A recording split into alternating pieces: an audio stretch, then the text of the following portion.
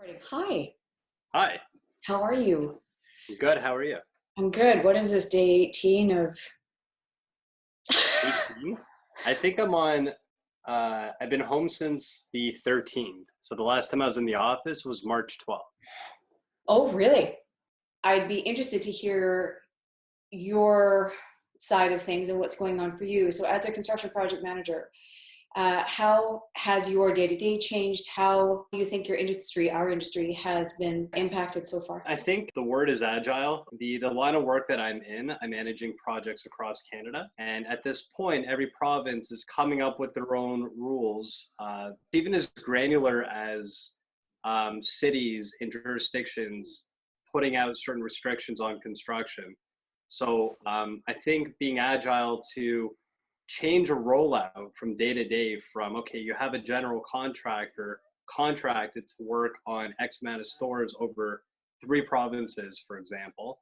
Now you find out in the news the next day that one of those provinces is a complete shutdown. So it's a matter of just reconfiguring the resources. That's one end of things. The other end is the contractual obligation you have as an owner of a contract to a general contractor. You can't just say, sorry, we're not going to pay you for this contract because now there's a construction halt. Mhm. There's clauses like force majeure that you can always fall back on. Going back to being agile, these are clauses we have in practice since I've been in construction. Everything is new, and I think everybody cooperating with each other is the key, and just being flexible. How has your day to day changed? I've been working from my home office since March 13th. So I'm going on day, it feels like 300.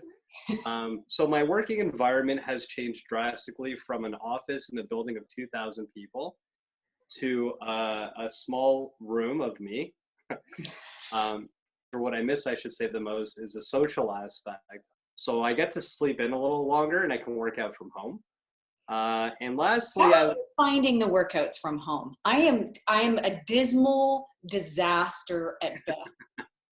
We had a brief chat before this call, and in that chat, you were late coming to the meeting because you're like, I just had a meeting with one of my colleagues, and I've just found out about a new task that I need to take on by Friday. And if you're comfortable sharing what a little bit about what that task was for you, because it sounded enormous to me. So, being in the retail construction industry, you get a lot of asks, whether they're structural or civil or cosmetic. In this particular case, this ask was surrounding an essential service that is currently very relevant to this COVID sort of world that we live in. To give you the scale, was about a 5-week ask condensed to about a week. It's across Canada. It's 41 stores. It's spanning all the provinces. At this point, saying no isn't an option.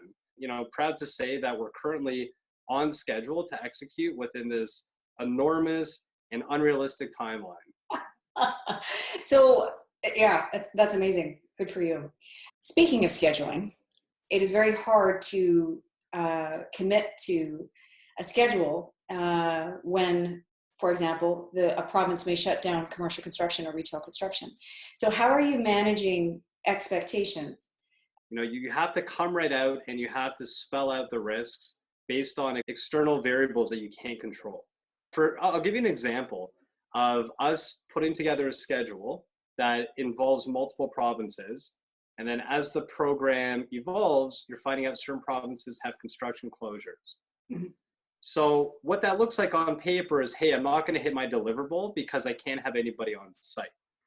When that province now, they allow construction to go back on site, that's great. That's a good thing to consider.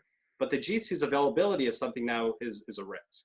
So a lot of people have demobilized and they've left the region. Maybe they've gone home back to their families, and remobilizing becomes another scheduling risk that you need to consider.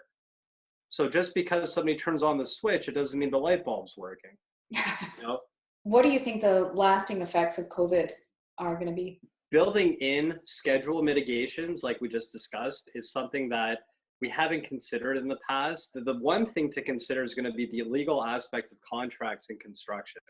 I think we're forced now to look at construction contracts and add certain clauses like force majeure that haven't really been practiced that much as of lately. Contracts are going to be forced to both protect the owner and the general contractor a little better than they currently were. What I've noticed recently is that even though a general contractor can and is willing to work on a site, certain clients and owners can still restrict them from coming to site because, in this case, the spread of a disease. Mm-hmm. So who does that contract protect? Does it protect the owner? Is it in favor of the GC? I don't know the answers to these questions, but I think that lawyers in the construction realm are going to be forced to look at contracts under a microscope when it comes to force majeure topics. Do you have any side projects or passion projects that are filling your time? So I'm a brand ambassador of a new construction platform with some other members in the construction industry here in Ontario. Construction Media Group. This platform is a community of Ontario construction, renovation, and professional services. There's a news and events calendar for networking and educational opportunities. There's a classified section if you want to sell or rent tools and equipment. There's a job posting section as well as a mentor section where we're going to be talking to top performers in the construction industry and getting their insight and experience. How do you think this whole experience could positively affect the construction industry? I can think of something.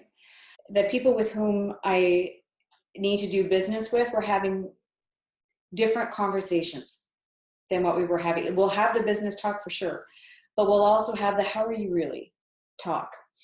And so I'm hopeful that the people with whom we continue to do business, the relationships will have more value.